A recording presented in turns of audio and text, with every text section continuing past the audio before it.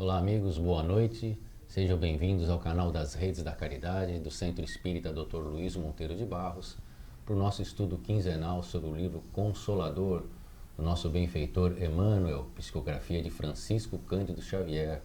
Sem mais delongas, nós estamos na parte da física, na questão número 21, e hoje com os nossos companheiros aqui, o Dr. Zé Nilson, o Adeilson e o nosso amigo D'Alessandro.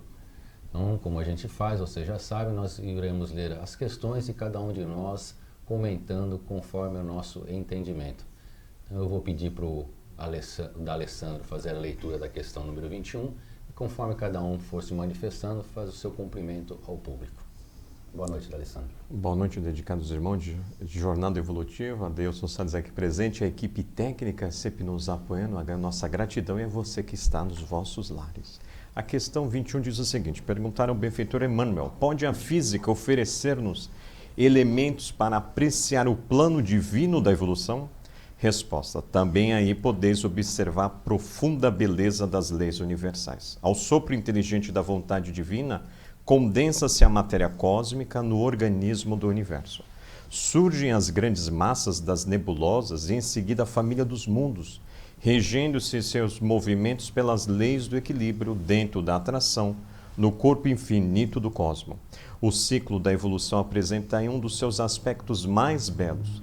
Sob a diretriz divina, a matéria produz a força gera o movimento faz surgir o equilíbrio da atração e a atração se transforma em amor, identificando-se todos os planos da vida na mesma lei de unidade, estabelecida no universo pela sabedoria divina.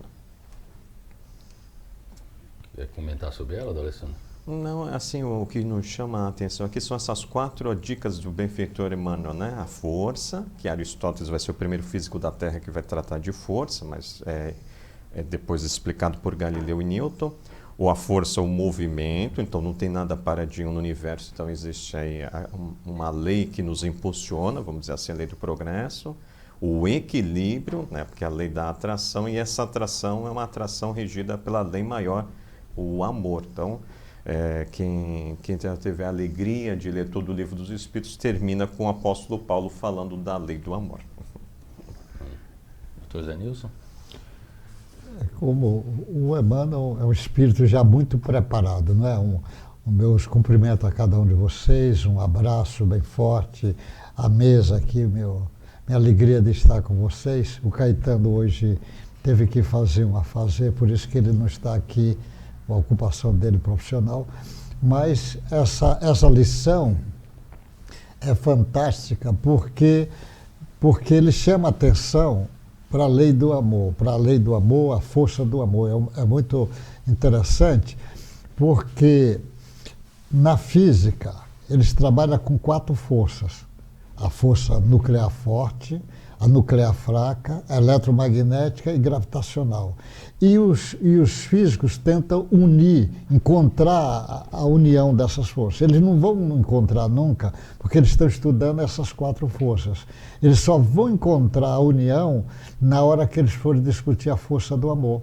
Porque fora dessas 4 forças, tem mais 3 forças que os físicos ainda não estudam, que é a força do psiquismo, da mente, que é a força do espírito, que é maior do que essas 4, a força coletiva do espírito, que entra o magnetismo aí do Cristo, e a força do amor, que é a maior de todas. Então eles só vão unificar essas forças na hora que eles estudar a força do amor. Então eles querem saber como unir. A força do amor une, porque foi pelo amor que Deus fez o princípio inteligente e o princípio espiritual. É pelo amor que essas outras forças apareceram. Não foi a base está lá. Então a unidade está na força do amor. Quando os físicos, daqui a alguns anos, forem estudar a força do amor, eles vão encontrar a unidade das forças que eles tanto buscam, ansiosamente eles buscam isso. E vão encontrar. Então o Emmanuel está antecipando muito tempo quando está dizendo essas informações. É riquíssimo as coisas do que ele traz nesses capítulos todos, porque é um espírito muito preparado. Me chamou a atenção aqui quando ele fala o sopro inteligente da vontade divina, condensa-se a matéria cósmica no organismo do universo. Adeilson, essa sopro inteligente da vontade divina seria a expressão do amor de Deus, essa que José Nilson acabou de falar para nós? Sem dúvida alguma. Bem, boa noite a todos, amigos, amigas, aos amigos da mesa. Né? É uma alegria poder voltar e participar aqui desse encontro de aprendizado para todos nós, não é? Onde a doutrina espírita é a base da nossa fala. Por isso, a satisfação é grande. É evidente que nós desconhecemos em profundidade o que seria a força do amor manifestada pelo Criador. A gente só consegue observar, dentro das nossas limitações, através da observação dos nossos sentidos, que são muito parcos ainda, diante da grandeza de tudo que Deus nos traz. Mas é evidente, né, que quando você me pergunta sobre esse movimento do amor, e a gente lembra do Evangelho, e Jesus diz, eu trabalho e meu Pai trabalha ainda hoje, a gente percebe na manifestação de tudo no universo a presença do amor. E isso é muito significativo. Eu queria chamar a atenção para dois aspectos.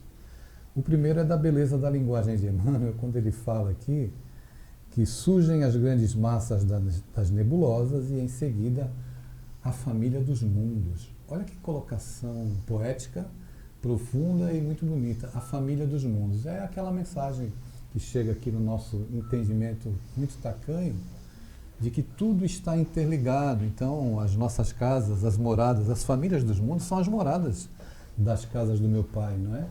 Aquilo que ele vai colocar para nós de uma maneira muito singela para que o analfabeto das coisas espirituais possa entender as várias moradas na casa do meu Pai, hoje através da ciência, da própria física, dos cientistas que estudam a configuração do mundo das galáxias, a gente observa essas casas assim, estupefatos, surpresos e absolutamente apaixonados, encantados por Deus se manifestar dessa forma.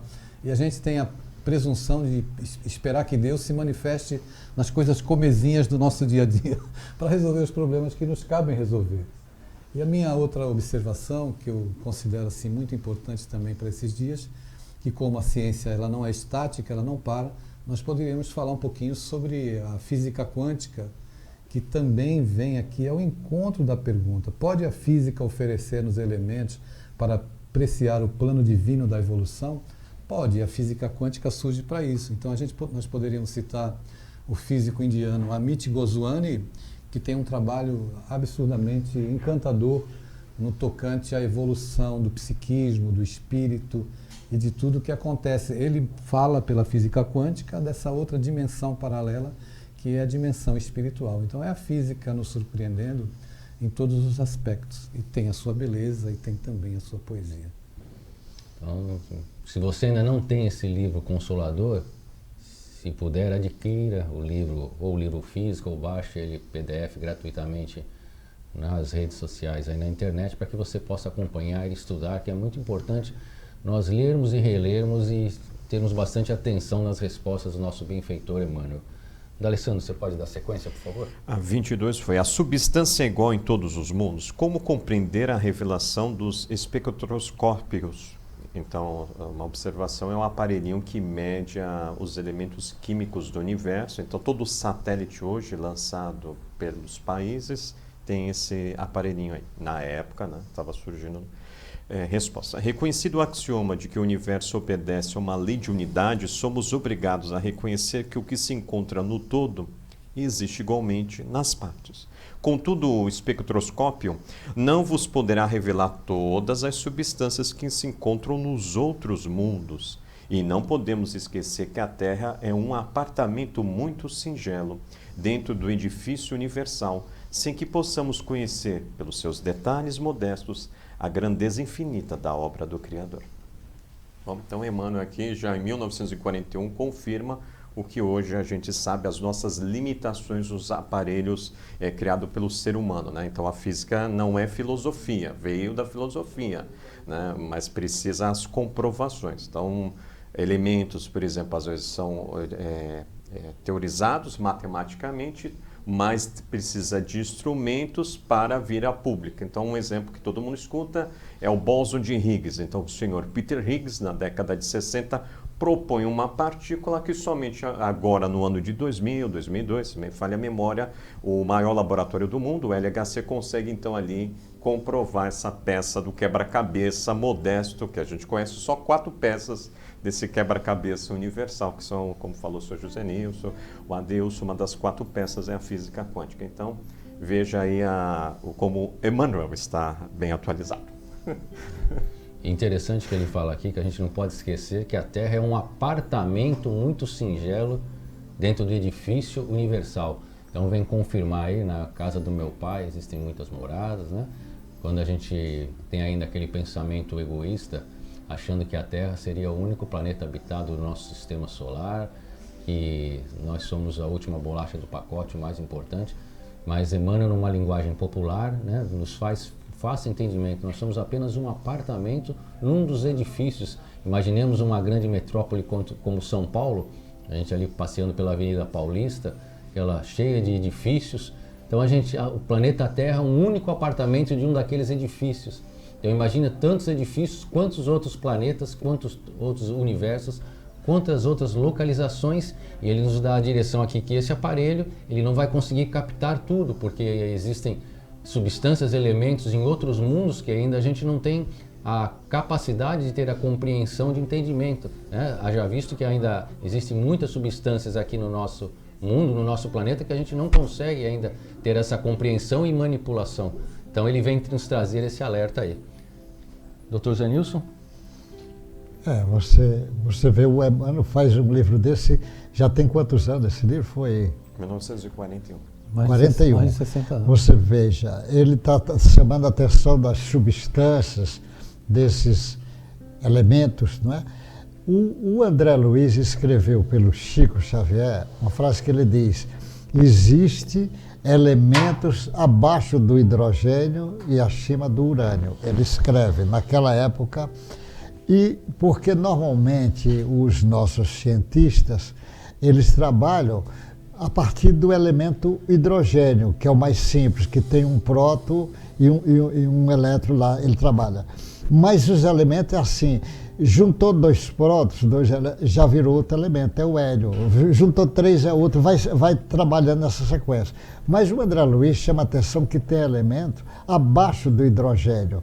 Quer dizer que nós ainda não trabalhamos com isto. Mas, de acordo com a física, é perfeitamente, porque o próton ele se divide, é formado de quartzo. Então nós podemos realmente ter. E como ele diz que essa substância vai variar, no nosso planeta tem uma densidade muito forte que deve ter coisas que ainda tem dificuldade aqui. Porque no mundo espiritual, numa colônia espiritual, tem elementos químicos, tem substâncias. E as substâncias lá estão numa dimensão diferente da nossa, está noutra frequência. Numa frequência que a gente não achega. Então está na frequência talvez na 4ª dimensão, numa frequência da antimatéria. Nós não podemos ainda, não temos condições. E nesses outros planetas do universo, num planeta de espírito puro, como será essa dimensão dessa matéria, esses elementos? Talvez no trabalho abaixo do hidrogênio e acima do urânio, a gente não sabemos, porque o conhecimento nosso é recente nessas áreas, não é conhecimento antigo. Você vê essas partículas dentro do átomo, é coisa nova. A discussão não é uma discussão de 200 anos, 500 anos, não, é uma discussão de pouco tempo. E nós vamos descobrindo material e cada vez faz, como o D'Alessandro citou, o grande laboratório que estuda essas partículas. Você veja, ele é recente, não é antigo. Essas visões dessas a Rambo, que vê do universo distante, também é novo, é coisa nova. Então, com certeza, deve ter muitas coisas que nós ainda estamos longe de entender esse capítulo que ele disse desses elementos químicos e dessas substâncias. Porque, por exemplo, a substância que forma o ódio, as partículas que formam o ódio, Nós não sabemos ainda o peso, a carga elétrica, a massa, não sabemos. A substância que forma a caridade, esse sentimento, como é isso ainda? Mas nós sabemos que isso vai ser provado, mas ainda não temos, no momento atual, condições de defini-lo. Nós sabemos que existe massa, existe lá peso, existe, só que nós ainda estamos longe. E desses mundos mais evoluídos, deve ter coisas que nós estamos ainda longe de entender. Eu só lembro quando Jesus, falando lá com Nicodemo, ele diz, se eu estou falando dessas coisas da agora, você está com dificuldade de entender, imagine se eu falar das celestiais. Então, nós estamos ainda longe de entender isso tudo, né? Isso aí. Deilson? Eu estava lembrando aqui da época em que eu estudava no ensino médio e ficava assim escandalizado e horrorizado de ter que observar a tabela periódica na aula de química. E hoje, à luz do espiritismo, dessas informações preciosas trazidas por Emmanuel e pela mensagem dos Espíritos, bem clara no Livro dos Espíritos, que nos fala acerca do fluido cósmico universal, de onde tudo se deriva, de onde todas as matérias, átomos, de onde tudo é constituído. Eu lembrei também da Trindade Universal, né? Espírito, matéria e fluido, que a gente aprende estudando dentro da doutrina espírita. E aí a gente percebe, eu vou ousar dizer, que a tabela periódica ela é uma pálida amostra daquilo que de fato existe, porque enquanto José Nilson falava, todos falavam aqui, eu pensava que refletia na possibilidade de, à medida em que a evolução se dá, novas composições químicas acabam se desenvolvendo, químicas, elétricas, o nosso conhecimento é muito pálido. Mas os espíritos já nos dão um pano de fundo quando falam do fluido cósmico universal, para que a gente possa aprender e refletir que tudo vem de um único fluido, que é esse fluido que permeia todo o universo. Então a gente observa o micro, o macro, tudo que os nossos olhos podem contemplar, pensando no perispírito, que é um corpo semimaterial, que também é composto, né? E quando a gente veio reencarnar aqui na Terra, nós, por leis sábias, agregamos moléculas para a composição, né? Como diz o professor Hernani Guimarães Andrade, do MOB, né? Modelo Organizador Biológico, que é o nosso perispírito. Compomos de acordo com as energias emanadas ao longo das nossas reencarnações. E nós fomos agregando as moléculas consoantes às nossas necessidades evolutivas. Veja que coisa complexa.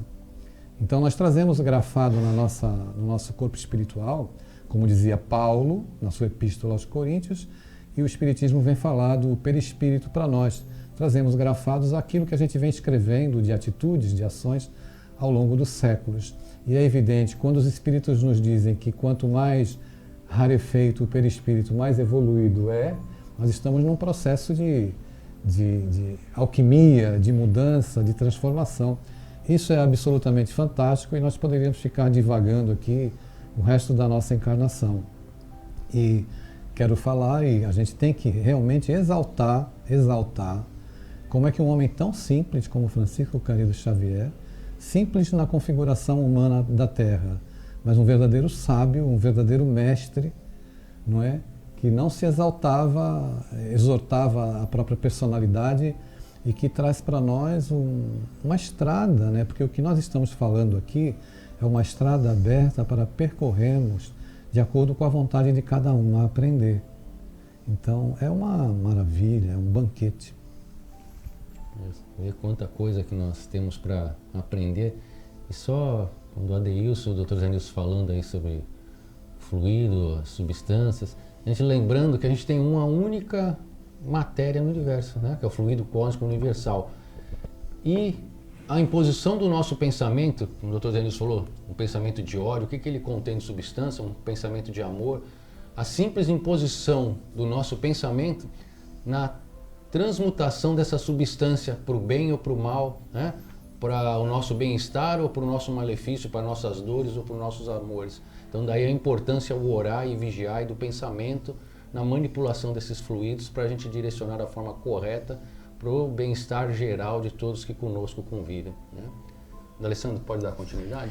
23 existe uma lei de equilíbrio e uma lei de fluidos? Resposta: as grandes leis gerais do equilíbrio têm a sua sede sagrada em Deus, fonte perene de toda a vida. E falando da lei de fluidos, cada orbe a possui de conformidade com a sua organização planetária. Com relação ao plano terrestre, somente Jesus e os seus mensageiros mais elevados conhecem os seus processos com a devida plenitude, constituindo essa lei um campo divino de estudos, não só para a mentalidade humana, como também para os seres desencarnados, que já se redimiram dos labores mais grosseiros, junto dos círculos da carne, a fim de evoluírem nas esferas mais próximas do cenário terrestre. Belíssimo, né? Então ele falando algo, por exemplo, a sua esposa na época, Lívia, né? Que teve uma nobre missão, já estudando ali essa lei, né, dos fluidos, assim como ele, né? A gente viu numa das respostas atrás, ele está estudando. Então veja como tem aí uma estrada, como falou Adeilson Salles, uma estrada belíssima da evolução e do estudo, né? Estudar e se estudar, né? Então temos muita tarefa aí de estudo desses fluidos do mundo espiritual. Que ele começa com... Deixa eu ver aqui. Essa aqui é essa? É. Você vê. É bonito, né? Pode falar. Não, as coisas do Emmanuel, o Emmanuel é como o Adeilson falou, ele é um poeta, sem sombra de dúvida. Ele, inclusive, tem muitas poesias, algumas que até já musicaram algumas poesias do Emmanuel. Ele, sem sombra de dúvida, é um poeta, sobretudo do Evangelho. Mas ele chama a atenção, as forças, essas forças todas, parte de Deus. A força de Deus, por isso que é a força do amor que vem dela. E Jesus comanda esse planeta, então Jesus está por dentro de cada detalhe. Só que os seres viventes aqui no nosso planeta, e também as coisas que foram sendo formadas, o próprio planeta, como a Lua, como o próprio Emmanuel chama a atenção disso, foi Jesus e aquela plena de espírito que fez. E como a primeira célula foi Jesus e a pleide de espírito, então o magnetismo de Jesus está em todas as células de todos os seres viventes. O magnetismo de Jesus está no planeta todo, como foi feito, e na Lua, que está aqui, todo ligado. Então o magnetismo de Jesus é como se ele tomasse conta do planeta inteiro e chega. Ele diz, quando 2 ou mais pessoas estiverem reunidas em meu nome, estará presente. Agora, Jesus, ele aponta na direção de Deus, porque ele diz assim, eu vim ensinar o que o Pai, é o Pai que está, ele vem ensinar as coisas do Pai. Eu vim implantar o reino de Deus, não é o reino dele. Então está tudo ligado, o amor de Deus iniciando, Jesus sendo o mensageiro de Deus aqui na Terra e levando as leis de Deus para tudo na Terra. Então Jesus tem influência em tudo na Terra. Todos os seres viventes têm o magnetismo de Jesus nas suas células, porque aquela célula deu origem a outras células. Nós temos trilhões de células, imagino, todas têm influência do magnetismo. Por isso que ele diz, quando 2 ou mais pessoas estiverem reunidas em meu nome, eu estarei presente, o magnetismo dele. Mas quando estiver reunido no nome dele, estará ligado com a fonte eterna de todas as coisas eternas, que é Deus. Ele faz essa ligação. Então, a parte nossa, na nossa compreensão, ainda muito limitada, que é natural, estamos muito limitados, nós temos que lembrar o seguinte, o Mestre Jesus veio implantar o reino de Deus aqui na Terra. A nossa parte é dizer o que é que eu posso fazer que vai contribuir para que esse Mestre implante o reino de Deus aqui na Terra. Então, quem tomar... o Mestre mostra, para implantar o reino de Deus, eu vou precisar que vocês amem uns aos outros. Eu vou precisar que vocês façam a caridade, que ele conta a história do samaritano.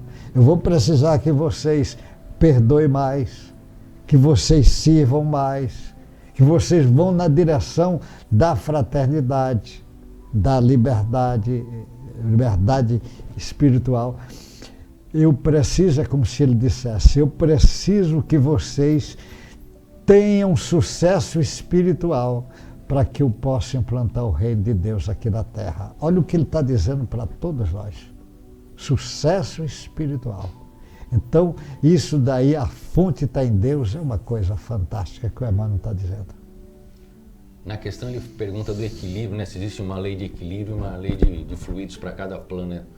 E ele cita bem aqui que tudo emana de Deus. Se a gente for lembrar do livro A Caminho da Luz, também de Emmanuel, ele traz para nós que na criação do planeta Terra, Jesus ali como arquiteto principal ali encarregado dessa configuração, diz ali no livro A Caminho da Luz que ele chamou grandes espíritos do universo para junto com ele colaborarem na construção desse orbe que é o nosso planeta Terra. E na constituição desse orbe do planeta Terra, foi-se observado ali pelas mentes com grande conhecimento a necessidade que teria de fluidos que fariam a composição do nosso planeta Terra para as espécies, para a natureza, pelo todo o ciclo biológico, da química, da física, que viriam a constituir o nosso planeta. E aí eles já prepararam todos esses fluidos, já prepararam tudo que ele poderia ser transmutado no futuro, né, nessas substâncias químicas, nas substâncias da tabela periódica, que a gente ainda não sabe todos esses elementos químicos, que seria propenso para a evolução de cada um de nós, dos corpos, nós que fazemos parte daqui. Então foi tudo muito bem planejado, mas ele deixa bem claro que tudo, o princípio, emana de Deus. É isso, Adeilson? Sem dúvida alguma, né? É tão bom a gente vincular e perceber e descobrir aqui no Consolador a conexão direta com o Livro dos Espíritos. Não é? Quando nós começamos a estudar ali no primeiro capítulo, que é Deus, a primeira pergunta, e todas as sequências, nós observamos que os Espíritos vão nos falando dos atributos da divindade. E um desses atributos é a imutabilidade, né? Então, quando ele cita aqui a fonte perene de toda a vida, é porque tudo está regido sob essas leis universais que são imutáveis. E é muito bonito você comprovar isso na prática e observar que a obra do Chico, né, os livros de Emmanuel, estão absolutamente conectados com a codificação. Então, por isso a gente afirma que são obras complementares, com muita segurança, com muita tranquilidade, que essas obras vêm complementar todas as informações que ainda, segundo os próprios espíritos, ainda existe muito a ser dito e muito a ser descoberto, porque eles não trataram de tudo. Mas é encantador. Quando você pensa em Jesus, falando eu e o Pai somos um só, fecha a conexão a respeito de toda essa beleza, né, da vida e que muitas vezes nós não enxergamos. Quando Zé Nilson fala que nós temos células de Jesus, ele falava, eu me lembrava da poetisa potiguar, Alta de Souza, que em um dos seus sonetos, um soneto muito bonito, muito conhecido, chamado Mensagem Fraterna, em um dos trechos ela diz assim: volta ao teu templo interno abandonado, a mais alta de todas as capelas, e as respostas mais lúcidas e belas hão de trazer-te alegre e conformado. Ouve o teu coração em cada prece, porque Deus responde em ti mesmo e te esclarece, sob a voz eterna da consolação. Compreenderás a dor que te domina, sob a linguagem pura e peregrina da voz de Deus, em luz de redenção. Esse voltar para a nossa mais alta capela, para esse templo interno abandonado, é a conexão com as células que fazem parte, e como nós vamos viver as coisas do mundo, nós nos dissociamos de quem somos em essência. E aí nós nos perdemos, né? Isso aí. Alessandro? 24 diz, as leis da gravitação são análogas em todos os planetas? Resposta, as leis da gravitação não podem ser as mesmas para todos os planetas, mesmo porque, em face de vossa evolução científica, já compreendeis que os princípios newtonianos foram substituídos, de algum modo, pelos conceitos de relatividade. Conceitos esses que, por sua vez, seguirão igualmente o curso progressivo do conhecimento. Bom, então aquele é bem didático, né? Ele estava bem atualizado com os cientistas encarnados, que o texto é de 41, já estava aceita as ideias de Einstein, porque o ano miraculoso, assim, na ciência é o ano de 1905, por isso que no dia dessa semana, 19 de maio, por exemplo, foi o dia do físico, é homenagem aos artigos publicados de Albert Einstein, publicar 4 artigos que revolucionam a humanidade, né? Então ele já estava falando, Einstein está encarnado, né? Einstein, claro, ainda estava encarnado, porque Einstein nasce em 1879 e vai falecer em 1955, mas ele dá dica, o próprio Einstein, né? Ele sabia que a teoria seria substituída. Então ele estava trabalhando no final da sua existência em unir todas as 4 forças, como explicou o Sr. José Nilson. Ele quer uma lei geral, o próprio cientista Einstein. Eu queria fazer uma pergunta, provocar o Dr. José Nilson, para fomentar mais a nossa visão como espíritas, né? Seria Einstein médium?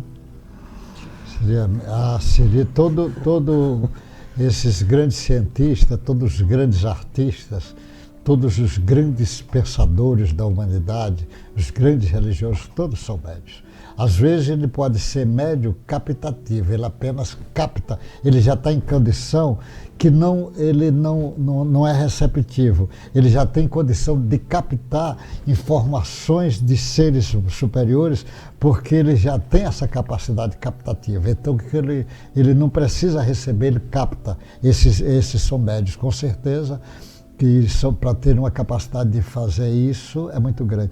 O Alberto Einstein, nesse mesmo na gravidade, que a lei da gravidade é uma das 4 leis, ainda há muitas discussões nesta, porque ele diz, é a lei mais fraca, das 4 que os físicos falam, a lei mais fraca. E, na realidade, dá a impressão para nós mais forte. O Einstein disse, é muito complicado você botar tempo e espaço junto como ele quer fazer. E o Einstein ele traz uma definição bonita para isso. Ele diz assim, a gravidade é como se fosse um grande lençol. Você abre aquele grande lençol, aí ele diz assim, o planeta cai ali, forma uma saliência, a Lua forma outra saliência. Então nós somos atraídos como peso menor para aquela saliência que está ali no nosso planeta. Então ele faz essa definição, que provavelmente vai mudar, não vai ser essa, mas eu achei dos que falam da gravidade muito interessante essa do Einstein. Ele coloca como se fosse um grande lençol e cada planeta vai provocando a sua gravidade. E nós temos um peso proporcional para a gravidade daquele planeta. Por isso que nosso espírito não pode ir para outro planeta, porque ele tem densidade, tem peso, o perispírito tem matéria, ele não pode estar preso aqui, a não ser que alguém superior venha nos ajudar a ir para outro planeta que pode levar. Mas, por enquanto, nós não podemos fazer, como nós estamos prisioneiros de um planeta que ainda prova expiação. Nós não temos densidade suficiente para ir para um planeta mais suave, ainda a densidade nossa. Então, a gente diz, como é que faz para fazer? Só tem um jeito. Ou nós vamos melhorar a nossa densidade para ir para um planeta, que não é fácil isso, ou se não seja o mais fácil, ajudar o planeta inteiro a mudar a densidade. Então, quando aparece um grande trabalhador, esse cara está ajudando. Seja um educador, um cientista, um artista, todos estão contribuindo. Uma dona de casa boa que cuida com amor dos seus filhos, ela está contribuindo para essa mudança da lei, da própria gravidade nossa. Então, essa gravidade, por isso que ele disse, não é igual, porque um planeta mais pesado, ele afunda mais o lençol do que o outro mais leve. Por isso que ele disse, não é a mesma lei da gravidade daqui para Júpiter, é diferente, a gravidade de Júpiter é diferente. Você vê na Lua, quando o homem foi à Lua, ali tem um episódio que o cara começa a querer sair e o comandante lá embaixo dá o grito para ele e diz, obedeça a ordem, faça tudo que eu mandei, não vá mais. Aí ele volta, o cara dá ali a ordem, porque é o seguinte, esse cara está pulando, e se esse cara der um pulo e ninguém puder mais pegar ele, então ele vai ver, porque a gravidade é diferente. E quer dizer, o Emmanuel já está chamando a atenção lá. É diferente de planeta para planeta. Deilson? De acordo com o orbe que nós somos reencarnar, nós vamos retirar do fluido cósmico universal a matéria necessária para a manifestação naquele orbe. Então, a gravidade, essas condições, elas devem ser satisfeitas.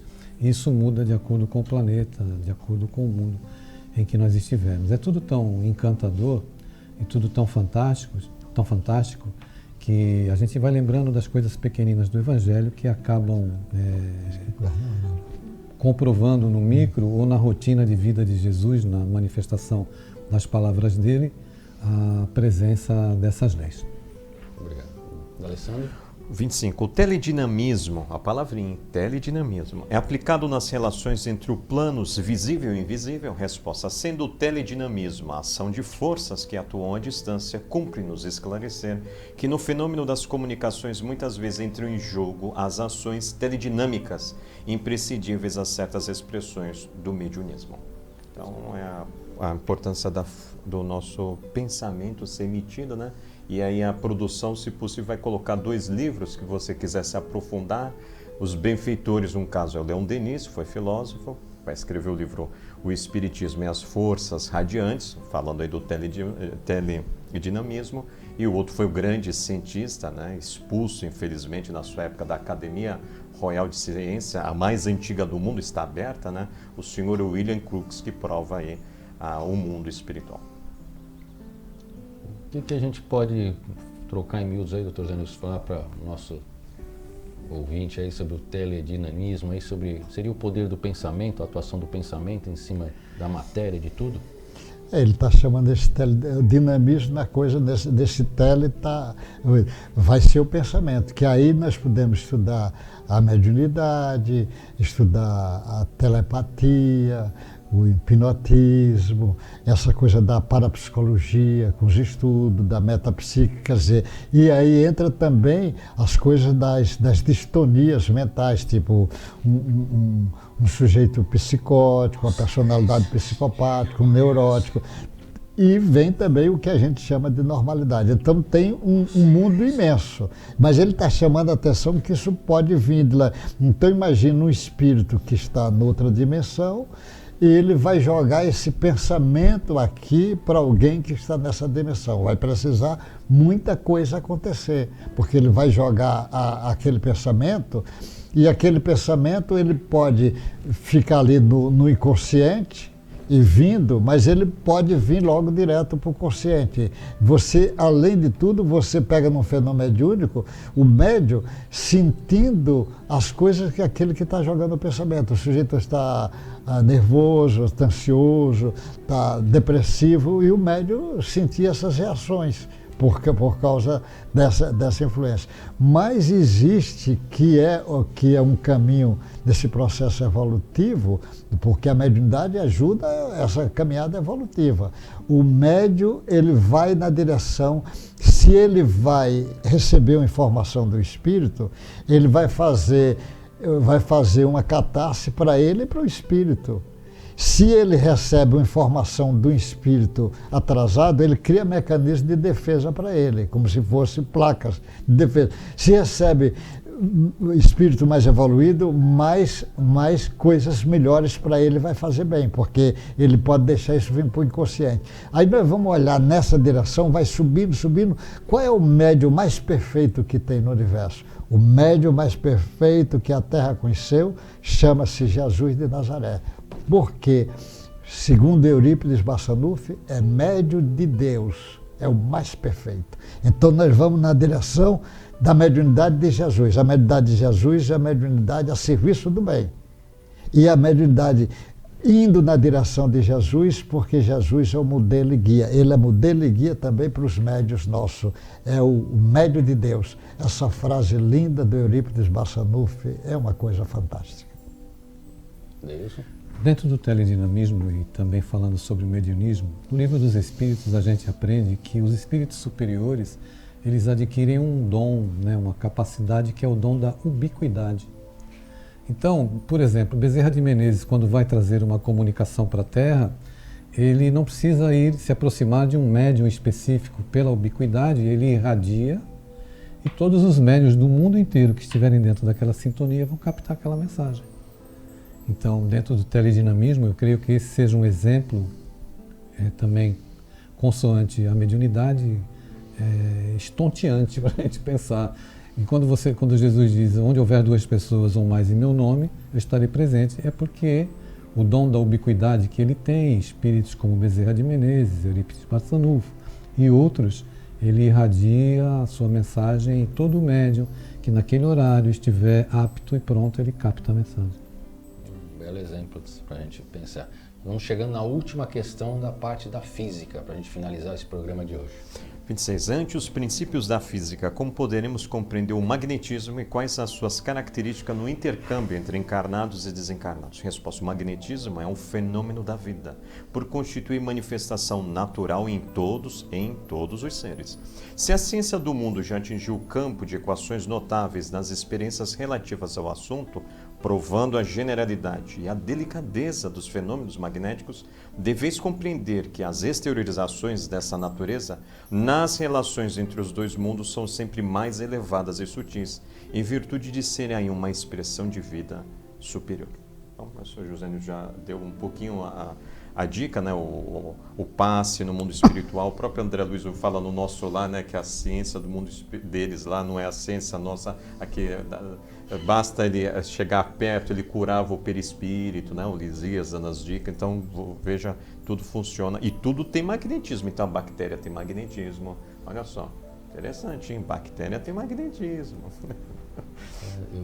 E a gente falando de magnetismo, a gente vai lembrar, muitos espíritos chegam nas reuniões mediúnicas, desobsessão, falando que para nós que estão presos em determinadas regiões que para eles são físicas, né? De tão reais que são, e que ao tentar sair é como se houvesse uma força que os atraísse novamente para aquela localidade. E não é isso que acontece conosco quando nós estamos com algum tipo de preocupação e a gente está com aquele pensamento recorrente, a gente não consegue sair daquele momento, daquela situação, daquela vivência, porque o pensamento é poder e a gente é atraído pelo aquele local, pelo aquele pensamento ao qual a gente está ali mantendo, reverberando em nossa cabeça. Então, e aí é uma das formas também da gente entender sobre o magnetismo, né? Tudo que a gente pensa, a gente atrai, nossos atos, atitudes, eles vão formar a multidão de testemunhas, conforme Paulo, que nos acompanha diariamente, em função das nossas atos, das nossas formas como tratamos o nosso próximo. Nilson? Você vê, esse assunto é um assunto, os físicos têm debruçado muito. Tem muitos especialistas só nesse caminho do magnetismo e da força magnética, e ainda eles têm algumas interrogações quando começa, porque o magnetismo vem lá de cima, é uma força da vida, como ele diz, da vida, ela vem. Aí os físicos aqui, eles estudam, por exemplo, a corrente elétrica. A corrente elétrica, ela cria um campo magnético. Então está a eletromagnética, por isso que a lei é eletromagnética, ela está eletromagnética. Mas quando passa para outra dimensão, o Tilly que chama a atenção disso, que ele faz aquele cálculo matemático sobre o corpo astral, que ele chamou o corpo astral de cálculo matemático. Aí ele diz, lá nessa outra dimensão, em vez de ser eletromagnética, já é magnético-elétrica. Então tudo indica que a força magnética é o comando. Essa força magnética que vem lá, essa força elétrica já é uma força mais próxima aqui de nós. Então você veja, aqui nós temos eletromagnetismo.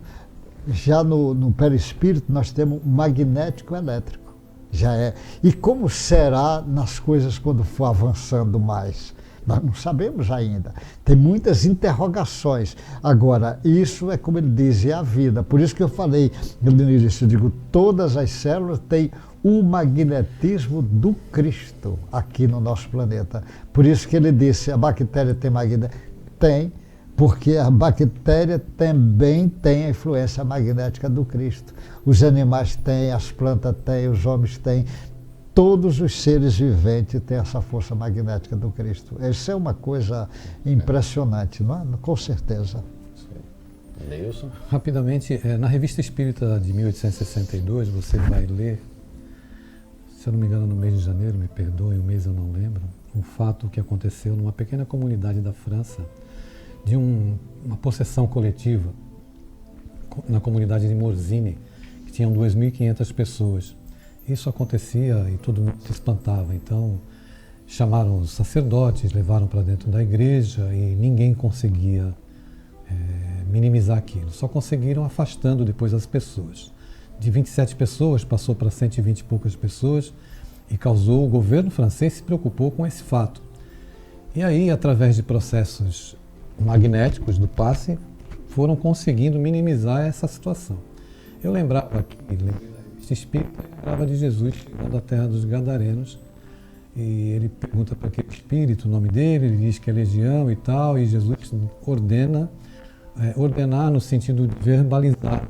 O que houve ali foi um processo magnético em que foi afastado, as entidades que obsediavam aquela pessoa foram afastadas por um processo magnético. Na Revista Espírita fala que existem grandes magnetizadores que são capazes de interromper processos obsessivos muito ostensivos quando atuam magneticamente. Então eles conseguem, o perispírito do hospedeiro, né, do obsedado que está imantado, digamos assim, pelo magnetismo do obsessor, aquele que tem essa capacidade apurada, além de outras virtudes e qualidades, evidentemente, ele consegue, através de um processo de magnetismo do passe, de cortar a influência naquele momento. Não é para todo mundo, não é com todos que acontecem, mas existem pessoas. Então, eu só dar essa contribuição pensando nesse aspecto também, já que tendo cada um de nós o magnetismo de Jesus, alguns conseguem potencializá-lo pelo sentimento que anelam no coração. Isso aí. Muito bacana, amigos. Mas infelizmente nosso tempo ele é escasso, mas chegamos ao final da parte da física. Na próxima quinzena nós estaremos entrando na parte da biologia.